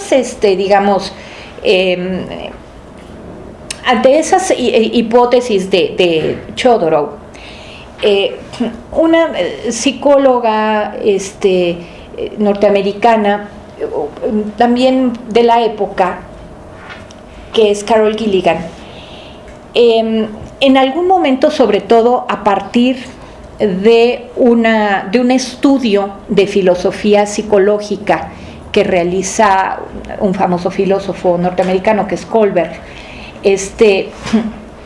que realiza un estudio diferenciando por sexo y por género, niños y niñas, hombres y mujeres, acerca de cómo están ¿Cómo reaccionan ante dilemas morales? Exactamente, de cómo están posicionándose ante dilemas morales. Kohlberg lo que hace cuando desarrolla un instrumento y entrevista y pone a hacer dibujitos a niños y a niñas, entonces a lo que Kohlberg llega finalmente como conclusión es a que las mujeres no tienen desarrollado un sentido moral de la justicia, sino que solamente tienen desarrollado un sentido moral muy chato, muy corto, muy inmediatista, mientras que los hombres y los niños, desde niños, tienen ya desarrollados un sentido moral público, un sentido moral de justicia superior en ese sentido, ¿no? Y entonces Gilligan realiza un análisis del estudio de Kohlberg y lo que encuentra pues es que está viciado todo, desde el instrumento con el que mide, ¿no? Desde el tipo de preguntas que realizan, la forma como se acerca y la manera en que reportan los datos. Entonces, en la medida en que va deconstruyendo Gilligan el estudio de Kohlberg, ella misma afirma además otra cosa, dice: no me voy a detener en todos los otros problemas que encuentra en el estudio de Kohlberg, porque entonces si no acabo, pero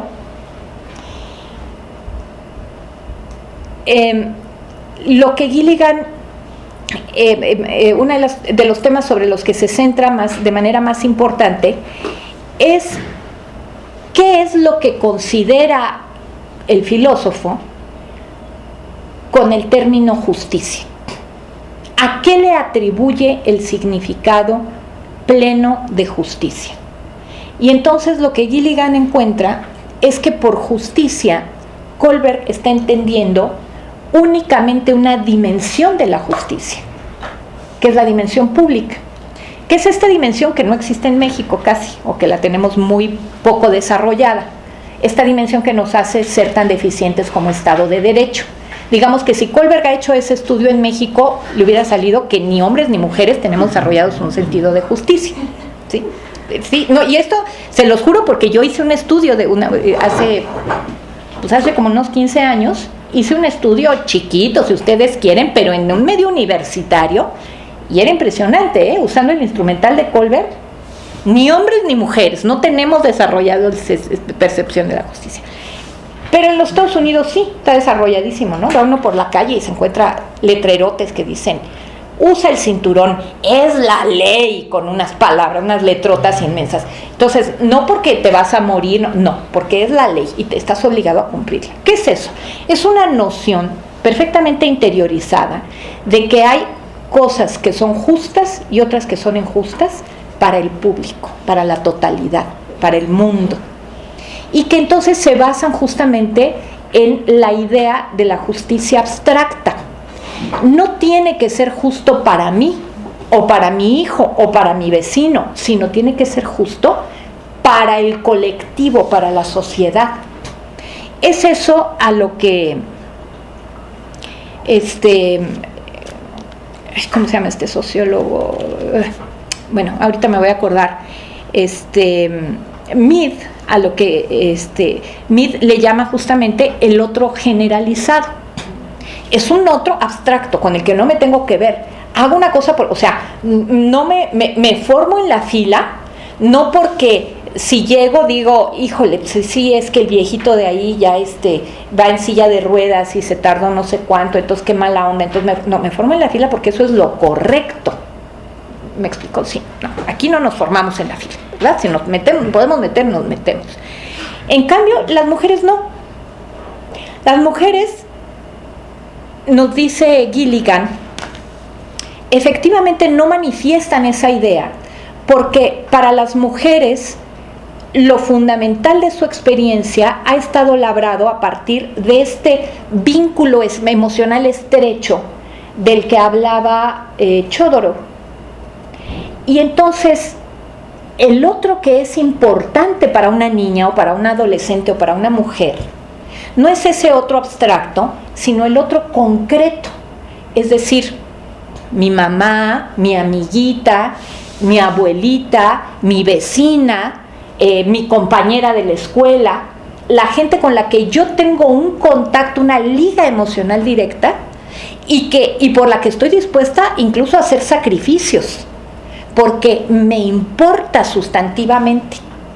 Y entonces lo que Gilligan dice a fin de cuentas es, bueno, nosotros no podemos sobrevivir como sociedad si no se genera una ética del cuidado. Es decir, no es que se genere, ya existe una ética del cuidado. El problema es que no está reconocida como una ética importante. La única ética que está reconocida como importante es la ética de la ley, de la justicia. Entonces, Gilligan, que quiere también distanciarse del esencialismo, dice, bueno, no es que por naturaleza las mujeres generemos una ética del cuidado, pero el hecho es que la generamos y que la mayor parte de las mujeres cuidan a otros. Entonces, no es posible que socialmente deje de valorarse ese cuidado sin el cual la sociedad no sobreviviría y se valore únicamente como importante y como relevante una ética que es la ética pública de la ley y de la justicia. Tenemos que producir mecanismos a través de los cuales logremos que la ética del cuidado sea socialmente reconocida. Pero además tenemos que generar mecanismos a través de los cuales logremos que los varones se vinculen con la ética del cuidado y que las mujeres se vinculen con una ética de lo público, ¿no? O sea, que no nos quedemos como condenadas y condenados a nuestro destino, unas de cuidadoras y otras de adalides de lo público y cada quien valorado en su esfera, sino que hagamos que las esferas se interconecten y que no tengamos que tener una marca de género para practicarlas. Entonces, bueno, esta propuesta, pues a mí me parece que es una propuesta muy sensata, que sin embargo tiene el problema de que hay una parte del feminismo de la diferencia que recoge la ética del cuidado para hacerla como nuestro sello de identidad, y entonces el que nos hace más buenas, más hermosas, más generosas, más esto, y los hombres que no nos comprenden, y entonces que se ha utilizado la idea de la ética del cuidado para reforzar las diferencias incontrastables entre hombres y mujeres, ¿no? Cuando yo creo que lo interesante tanto de las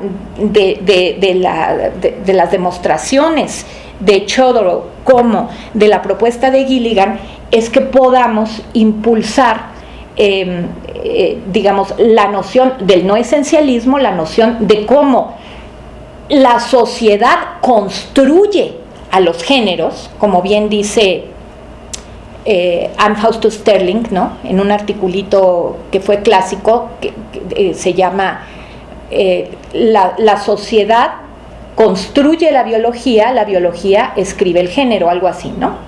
O sea, la sociedad está profundamente generizada, ideologizada, y a partir de esa ideologización lo que generamos es la socialización y la formación de nuevas generaciones que siguen estando recluidas en estos departamentos estancos de feminidad y masculinidad, que son constrictivos, que son limitantes, que son empobrecedores. Y entonces, bueno, a mí me parece que la perspectiva correcta sería que en lugar de reforzarlos produciendo éticas femeninas, generemos éticas feministas que son incluyentes y que pues metan a todo mundo en el saco de que tenemos que producir una sociedad pues más igualitaria y menos dividida como en personas que vienen de planetas diferentes, ¿no? Esa sería un poco la apuesta en este sentido. Y bueno, me quedo hasta aquí porque ya me faltan un minutito y quisiera escucharlas a ustedes, si es que quisieran decir algo. Sí. Sí, yo quería decir varias cosas sobre esto, porque yo creo que Gilligan sí pertenece al feminismo de la diferencia, ¿no? O a los feminismos de la diferencia. Luego hay como mucho la idea de que es solo un feminismo súper esencialista, súper ramplón, sin más argumento que el cuerpo. Y eso me parece una cosa muy injusta, ¿no? Porque la verdad es que dentro de esa corriente hay una gran variedad de posturas, como la de Gilligan y de Chodorow, y que son como, que tienen matices distintos, como la de Gilligan y otros, etc.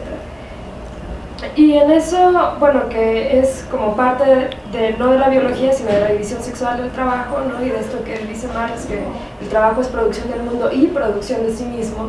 Entonces, evidentemente, que la división sexual del trabajo ponga a las mujeres históricamente como cuidadoras, marca una experiencia específica en esto, ¿no? En hombres y mujeres, pero es porque que las mamás distancian a los hijos, pero es porque la mamá es la que cuida, porque es una mujer la que cuida al final. Entonces, es como va un paso más allá hasta la división sexual del trabajo, ¿no? Y me parece que no es que este tipo de pensamiento no lleva al inmovilismo político, sino al contrario. Creo que cuando se junta, por ejemplo, con la economía feminista, la ética del cuidado, cuando se junta con la economía feminista, como la de Cristina Carrasco, por ejemplo, ¿no? Que es como la economía feminista de la ruptura, pues para mí, personalmente, es la propuesta política feminista que más me mueve y que me parece como más actual, porque critica toda la forma de producción, o sea, toda la forma de organización social de producción y de reproducción, y lo que plantea es una reorganización de los recursos económicos y sociales que esté orientada, o sea, que gire en torno no a la acumulación de capital, sino a la reproducción y la sostenibilidad de la vida, ¿no? Y que me parece que son muy cercanas y que son como este concepto del cuidado en economía, no de las políticas del cuidado, sino de el cuidado, como retomando la ética del cuidado. Me parece que es un concepto como muy poderoso, de mucho alcance, que todavía no lo vemos tan así, digamos, ¿no? Y la otra cosa que quería como preguntar o hacer la observación es que en este feminismo de la igualdad pareciera que hay un olvido del cuerpo, ¿no? Parece como que es como mente, cuerpo, y el cuerpo se sigue quedando como en un nivel inferior, como de mera herramienta, como de mero canal de expresión, digamos, sin que juegue ningún papel fundamental en la propia configuración de la experiencia y de la encarnación del género, ¿no? O sea, como si las feministas de la igualdad se hubieran olvidado por completo que tenemos cuerpo y que el cuerpo no es que esté solo ahí, que nosotros le damos todo el significado como en un papel inferior, digamos, ¿no? O sea, creo que esto es como muy reciente en las ciencias sociales, el redescubrimiento del cuerpo y de la experiencia corporal, etc. Pero me parece que también como es interesante buscar las intersecciones en esto, ¿no?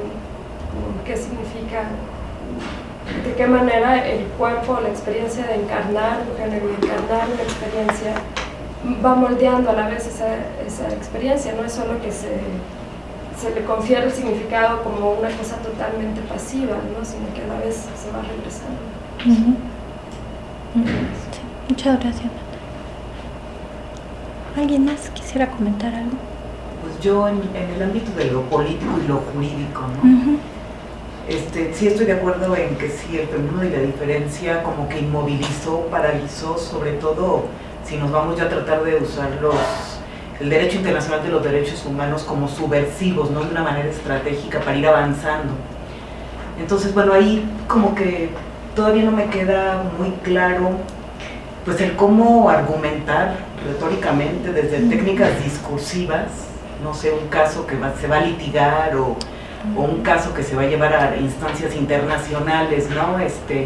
Hay argumentos que tenemos que ir rescatando y puliendo, y bueno, todo lo que tú nos has explicado me da muchas luces, ¿no? Pero creo que se tiene que abrir esto a poder argumentar hacia luchas político-jurídicas, pero todavía estoy muy confundida, ¿no? Sí, es importante, como tú dices, ver ahora sí que caso por caso, ¿no? Sí, el sufragismo moderado, por ejemplo, creo que nos da muchos argumentos.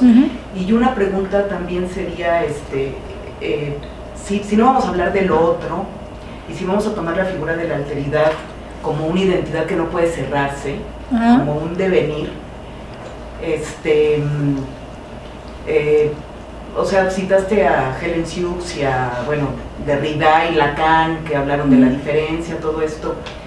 La alteridad, entonces, ¿desde dónde la podemos ver para utilizarla políticamente, ¿no? Político-jurídicamente? Esa figura, yo creo que nos queda como tarea pendiente. No, claro, sí. El problema básico del feminismo, desde mi punto de vista, es luchar contra la idea de que las mujeres o los pobres o los negros o los homosexuales o los transexuales son otredad del sujeto. Esa yo creo que es una lucha fundamental, ubicar la centralidad en la marginalidad, no reivindicarnos como marginalidad o como alteridad o como subrogación, sino reivindicarnos como sujeto, como centralidad, reivindicar para todas las personas, no solamente para las mujeres, ¿no? Para todas las personas la posibilidad de construir su propia centralidad. Entonces, sí, a mí me parece que es fundamental, además desde el punto de vista jurídico me parece fundamental entender que digamos que hay una visión muy romántica en la idea de reconocer la propia alteridad y perderse en ella. Dices, bueno, órale, si estás haciendo arte, si estás haciendo literatura, poesía, pero en términos políticos y jurídicos, no, hay que ir contra. Eso es lo que pienso, ¿no? A mí me gustaría saber, en términos de autoras latinoamericanas, ¿no? O sea, en que este feminismo de la diferencia, ¿cómo impacta en América Latina? Y después, ¿cómo impacta el debate a partir de los años 90 de la Conferencia de Viena, ¿sí? De la articulación de la indivisibilidad de los derechos, ¿no? Y las mujeres como sujetas de derechos, o sea, los derechos de la niña y la mujer son derechos humanos, fue Viena 93, ¿no? En ese sentido, supera las diferencias que existen entre los feminismos y cómo impacta en América Latina todo este debate, en el ámbito también de la política y del ejercicio de derechos. Mira, creo que en América Latina hay una prevalencia de los feminismos de la diferencia, de distintos, pero hay una prevalencia de los feminismos de la diferencia. Me parece que esto tiene que ver con un tema que no pudimos ya tocar hoy, que es justamente el tema de cómo pues la América Latina justamente se compone por sociedades que han estado oprimidas y sobreexplotadas por las sociedades centrales y los imperialismos y los colonialismos, etcétera. Los feminismos se han asociado o han surgido muchas veces de movimientos antiimperialistas, anticolonialistas, antineoliberales, etcétera, y en esa medida lo que impera en este tipo de movimientos es una política, una ideología muy cercana al multiculturalismo, por ejemplo, o muy cercana al comunitarismo. Y entonces los comunitarismos y el multiculturalismo están muy hermanados ideológica y teóricamente, políticamente también, con las políticas de la diferencia. Todas ellas son llamadas incluso así.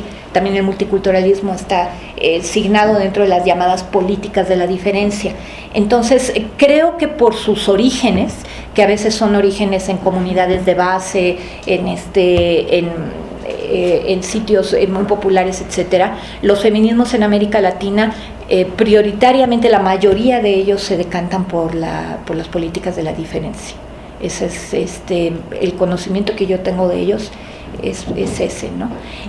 Aunque, como tú bien dices, efectivamente cada vez tenemos más claro que el tema de los derechos es fundamental. Entonces se han visto matizados por la reivindicación, que en general, por ejemplo, en los años 50, 60, 70, la reivindicación no era digamos que la bandera más importante de los feminismos de la diferencia, ¿no?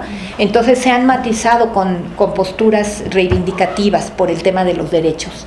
Sí. Y el ámbito, por ejemplo, que también sitúa un poquito la economía feminista y la sociedad de los cuidados y la sustentabilidad, el papel de la mujer en el mundo productivo, ¿no? O sea, el ámbito de la diferencia sexual del trabajo, o sea, todo el discurso, que es otro enfoque, o sea, porque este es el enfoque de un feminismo filosófico, pero hay un feminismo de que incluso, bueno, se acerca quizás nada más para tristar un poco, pero el ámbito laboral, ¿no? O sea, la división sexual del trabajo, después está cómo se va conformando, sí, desde otra óptica a un cuestionamiento de este sistema liberal, capitalista, claro, sí, a hoy la propuesta actual que se desarrolla con la economía feminista, ¿no? La economía de los cuidados, que yo siento diferente de Gilligan. No sé si siento que no hay una contra, o sea, hay elementos, como tú bien mencionabas, los sentía yo bastante cercanos, pero al mismo tiempo hay sustantivamente diferentes, porque el enfoque de la mujer como no solamente como obrera y explotada, ¿sí? ¿Sí? Y que se desconoce absolutamente su perspectiva de género, va a dar un brinco cualitativo. Pienso en Daniel Kerwater, que hizo un trabajo pionero en Francia, no sé si lo conoces, es de la época de Geneviève Fraisse también, pero desde el ámbito, sí, o sea, con el otro de Geneviève Gilbert, creo que mencionabas tú del ámbito, que las primeras mujeres feministas francesas que empiezan a hablar de la cuestión de la mujer en el ámbito laboral, ¿no? Siento que eso es como que en el feminismo se ha dejado un poquito de lado, ¿no? Pues no te sé decir, la verdad no es mi ámbito de competencia, entonces conozco un poco. He trabajado bastante sobre el tema de cómo el concepto de trabajo es un concepto que se ha disociado del concepto de mujer salud, ¿no? Que es algo de lo que sí hablábamos en alguna de las sesiones. Cómo entendemos en la sociedad capitalista el trabajo como definitorio de los varones y no de las mujeres, y todos los trabajos que desempeñan las mujeres en o fuera de la casa, de cuidado o de otro tipo, porque digamos, uno de los temas, no conozco la autora que citabas como representativa de la economía feminista, pero el tema de reivindicar básicamente las labores de cuidado como labores femeninas, a mí me parece muy problemático, ¿no? Yo no lo reivindicaría en absoluto. Yo creo que el tema del cuidado como un tema feminista me parece preocupante. O sea, no, digamos que cuando menos tengo algunas inquietudes, pero habría que ver si no estamos hablando de lo mismo y utilizando un lenguaje diferente, y porque luego eso pasa, ¿no? En la medida en que no conozco yo a estas autoras, a lo mejor estoy interpretando algo que no es lo que realmente ellas están queriendo decir. Entonces sí, no lo conozco, fíjate, no lo conozco, hasta ahora no me he metido a trabajar ese tema, pero bueno, esperemos hacerlo. Muchas gracias. Bueno, pues les agradezco muchísimo que hayan estado aquí y el trabajo que hemos hecho, y pues hoy terminamos. Muchas gracias, chicas. Pues muchas gracias a ti. Gracias. Gracias a ustedes. Me divertí mucho estando aquí con ustedes, así que les agradezco.